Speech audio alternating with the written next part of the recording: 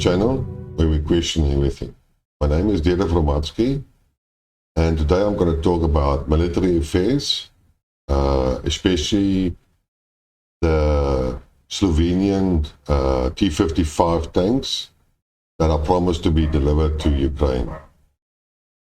And this is going to form part of a series of videos where I discuss a number of military arms that are currently used in Ukraine and which I believe are totally misunderstood.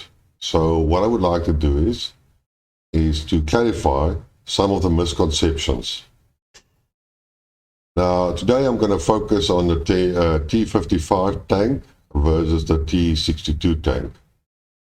And if you have followed the new atlas of Brian Berletic videos, you would remember that he expressed his disgust with T55 that are going to be presented or to Ukraine, given to Ukraine. And he stated clearly that the T55 should be belong in a museum, and it is very old. Now, I don't know if anybody of you really remember, but if you follow the Ukrainian conflict, then you would have known that by the end of May, starting of June, there were reports that the Russians were using T62 tanks. And the Western media and pundits laughed and ridiculed the Russians for using this old type of tank. And the pro-Russian pundits said, no, these things are, the T62 is only going to be used in the background to patrol and protect already conquered areas. Now, unfortunately, when Slovenia decided to give the Ukrainians a T55 tank, then the pro-Russian pundits again then ridiculed these old types of tanks. And it wasn't only Brian, there were multiple of other people that talked about it. So the first question then I have to ask the pro-pundits, the pro-Russian pundits, are you not going to have any double standards? Because just for intersakes, the T62 was produced in 1961, and the T55, which is an older version of the T54, was produced in 1955. And that only means that there are only a difference of about 6 years. So technically wise, both of these tanks are very old. But there is a huge difference between these tanks, and I would like to discuss it. The T62 tank is nothing but a modified version of the T55. In fact, the T55 was the most produced tank in the world ever. More than 100,000 of these tanks have been produced, and they are still in service of more than 50 countries the world over. The biggest difference, I will discuss now, basically the characteristics, comparing this, and then you can see what I'm talking about. So here we have a table which I compiled of the original T55 versus the T62, and we can go through about some of the facts. Now, this information is fairly easy to obtain. You can look at Wikipedia, but there are also other sites that specialize in military equipment. So as I stated, it was first produced, the T55 was first produced in 1955 and the T62 in 1961. You can also see that the number of tanks built of the T55 is about 100,000 plus, and only 22,700 units of the T62 were produced. The combat weight of both tanks are very similar at 36,000 or 36 ton and 37 tons respectively. They both had a crew of 4. The length hasn't changed much. The T55 is 6.2 meters and the T62 is 6.6 meters. The width is negligible, a difference, and the same is for the height. The road speed of both tanks are about 50 kilometers per hour. Now we're talking about the road, not talking about cross country. And the road operation range for the T55 is 700 kilometers and the T62 is only 450 kilometers. And the off-road operational range for the T55 is 450 kilometers, where the T62 is only 320. Now, just looking at that, it's actually that the T55 has a lot better performance than the T62. Now, this next slide is a little bit more information, and here you can see the main difference. The T55 came out with a 100mm rifled gun, and the T62 was changed to a 150mm smoothbore gun. Now that made a huge difference in terms of firepower. But looking at the fire range of the cannon, the T55 had about 6.5 kilometers, and the T62 had a day distance of about 4 kilometers and an 800-meter night capability, because it was fitted later on with a night vision. While the ammunition supply in each tank, T55 is 43 rounds, T62 is about 40 rounds. You will notice that T62 has a slightly more powerful engine than a T55, but it's still the same engine. And then there's a slight more difference, is that the armor of the T62 is a little bit thicker than the armor of the T55. Now, I just want to make a point about this whole story. The T55 is a very simple, the original one was a very simple and effective tank. It was easy to drive it and operate it, and that was one of the distinct features of it. Yes, they had different problems. You can watch a lot of videos on YouTube about tanks, and you can look at very critical analysis of these, but that's not the function of this video. The T55 was so successful that it went through numerous upgrades. And the Slovenian version of the T55 is actually called the M-55S. That's the correct word for English word. Which is a completely changed tank based on the skeleton of the T55. So technically wise, you cannot really compare these things. But I will come to the Slovenian version. Now, why did they change the gun, or the main gun on the T62 or T55? Is that originally the T55, because it was rifled, had a certain amount of or certain types of ammunition, and it went out to, well, it had normal high explosives, and then it had heat rounds, but they became more and more less effective. And that's when they upgraded the gun of the T62 to a bigger diameter, made it smoothbore, and so that it could fire armor-piercing, fin-stabilized, discarding sabot rounds at very high velocities. So it became more effective in countering other tanks and fighting other tanks.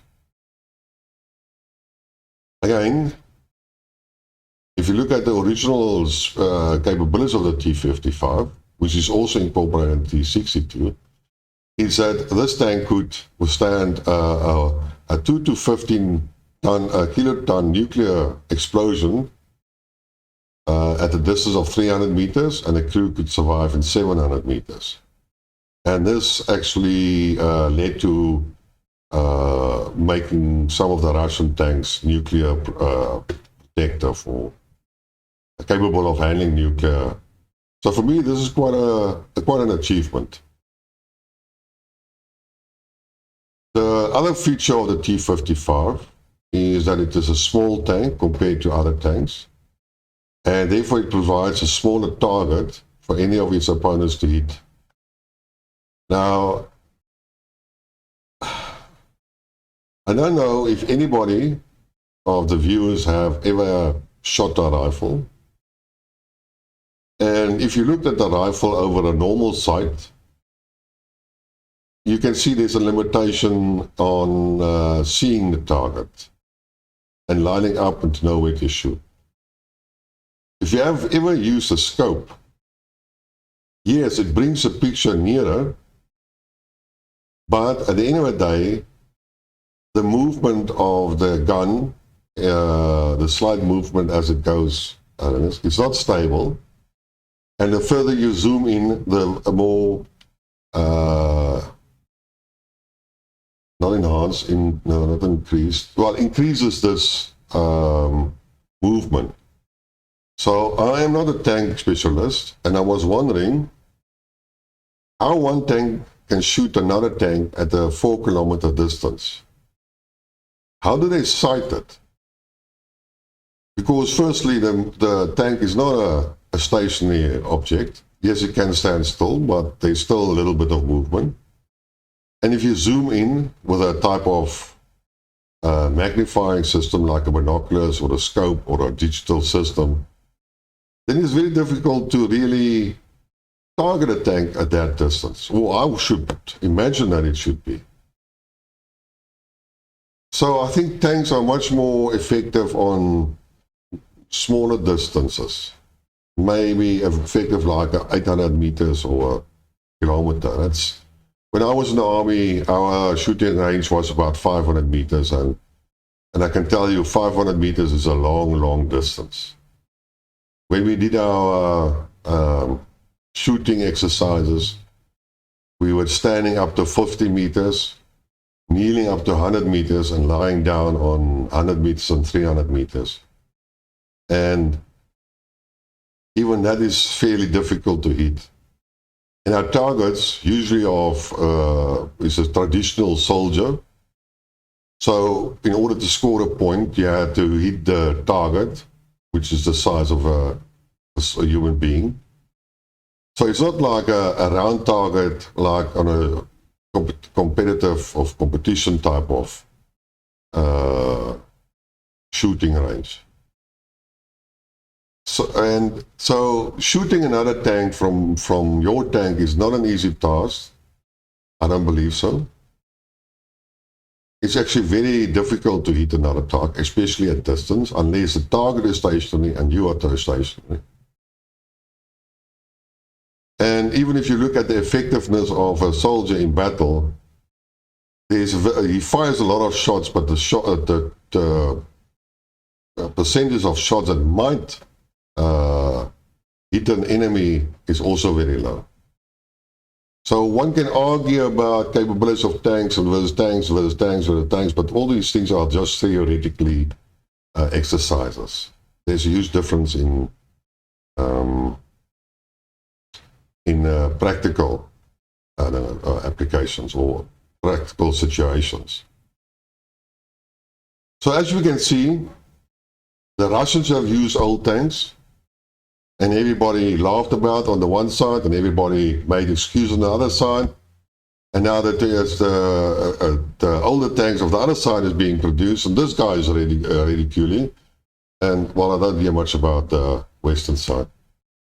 But what I can do is I can quickly just mention some of the specifications of the Slovenian tank. Now, the Slovenian tank is not the main armament of the Slovenian, the M-55S is not the main tank of the Slovenian army.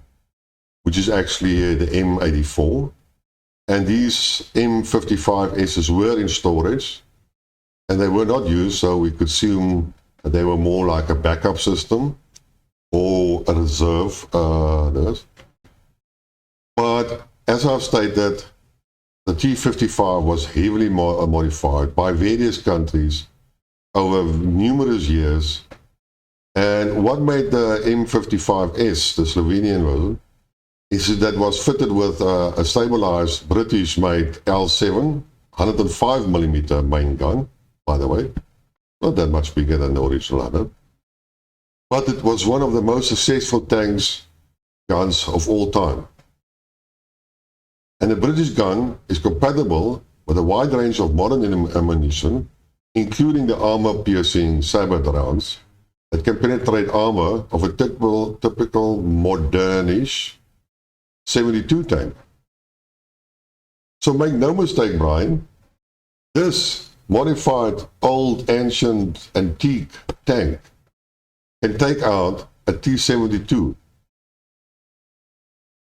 So does he still think it's still a piece of toy or a museum piece? I don't think so. So this was the main gun.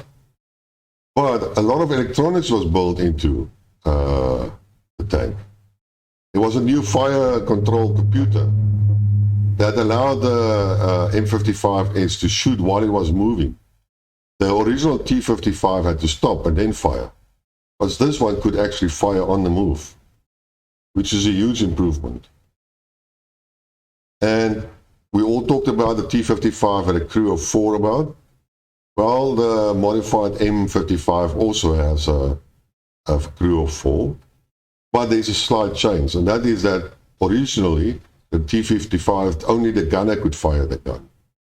But now an additional sighting system was installed so that the commander and the gunner could fire. So that if something happens, then one of the two can actually fire the gun. And then as a protection, the M55 was added a laser warning system that alerted the crew so that they could deploy the smoke grenades when an anti-tank missile was approaching. Also, the Slovenian tank got some new armor, and that included the explosive reactive blocks, which was placed on top of the passive armor. And finally, the new engine was given about 600 horsepower, and it gave him the same mobility as a T72. So what you can say is that the M55S tank is not a T55 tank. And it can destroy a T72, which is the most tanks used by the Russians at this stage. So it could be it is definitely a match for some of the Russian tanks currently in Ukraine, especially the older 72s. Well, the T62 was never successful as was the T55, and that was due to numerous reasons. The T62 was about double the price of the T55, and the Warsaw Pact countries sort of skipped that generation because they didn't think that the improvements of the T62 on the T55 was warranted the higher cost. And also, when in 1968 the 100mm high velocity armor piercing tank was developed, you can use the T55 in an anti-tank or a tank wall. And this shell made the T55 just as effective as the T62.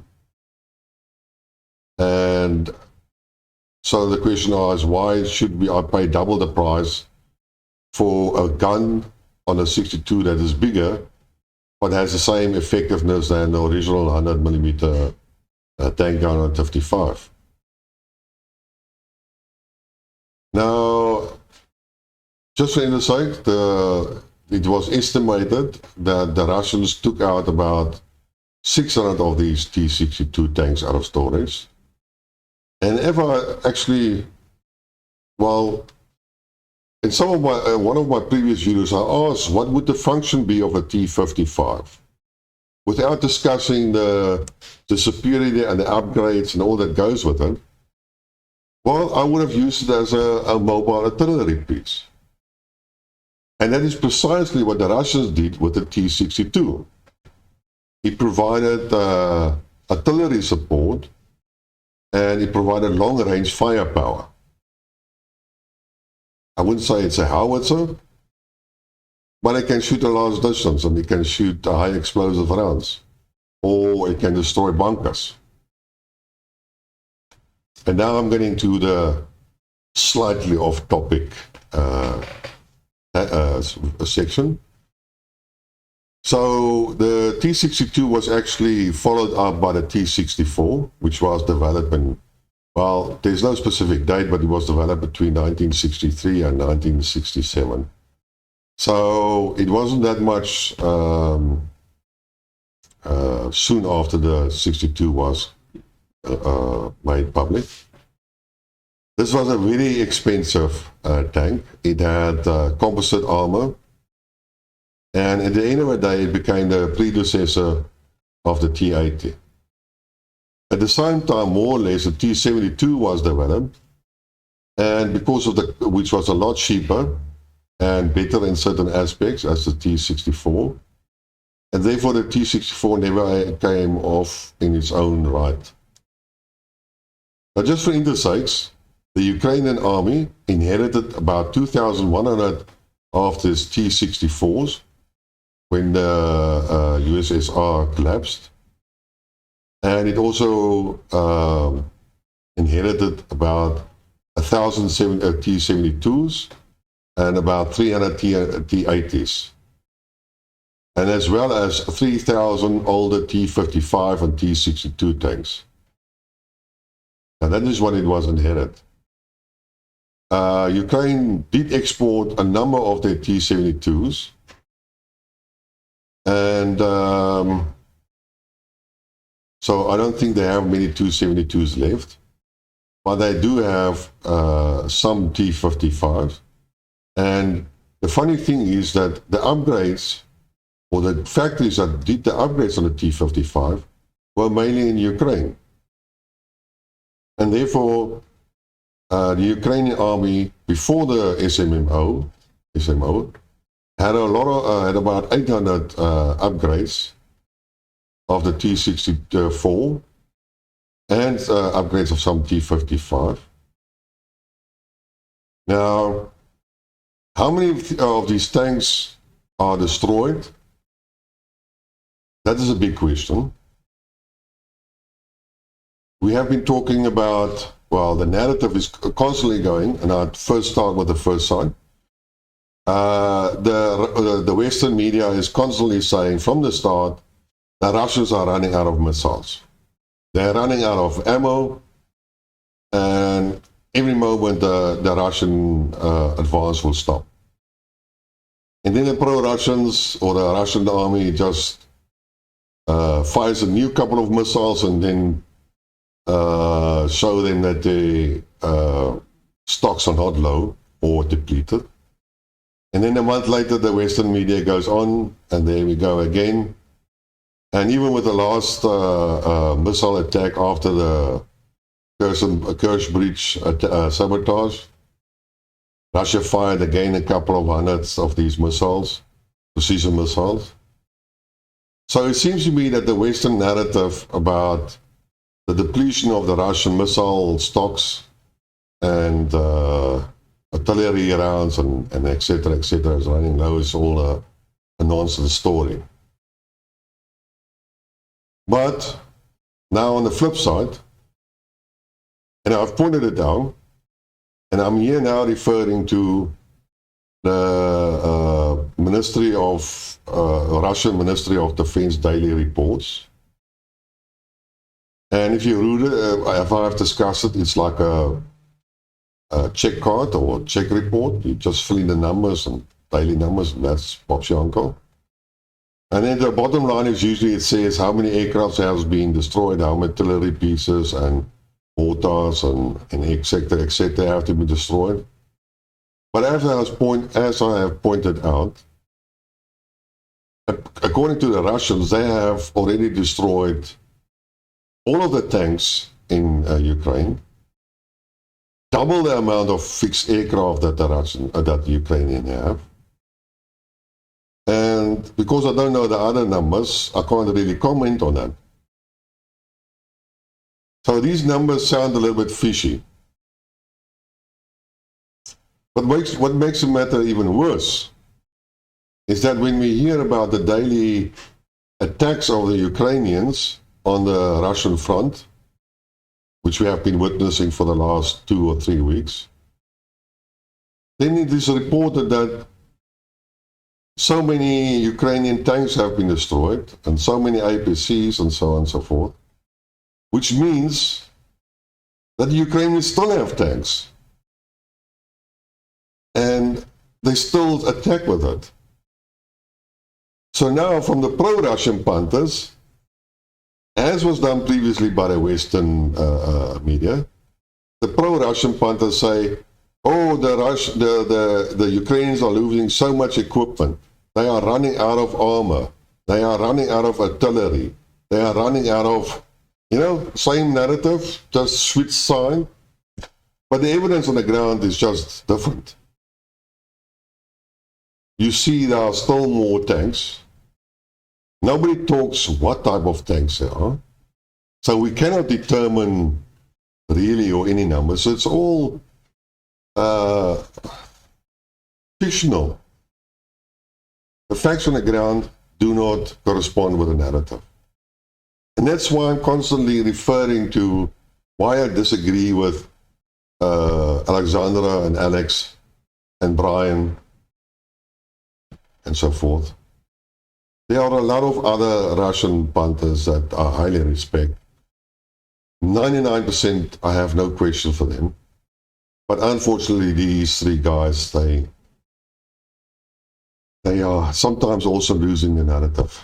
And clinging to the old narrative is not going to go work it. Not going to cut it.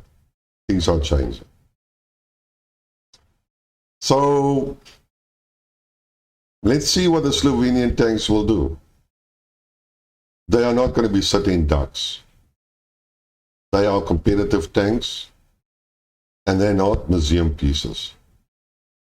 And as I have stated, even if you don't want to use it in a tank-to-tank battle, it is still a mobile artillery piece that is armored and protected against small arms fire. So unless the Russians have some anti-tank weapon readily available and they shoot on the tank and it hits the tank, then you might have a kill. But again, it's not that easy. So let's see, I will discuss a new weapon type on the next video. Not immediately. It takes me some time to research everything. But that's my story for today.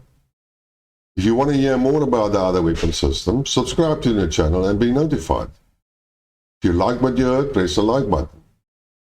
And until next time, cheers.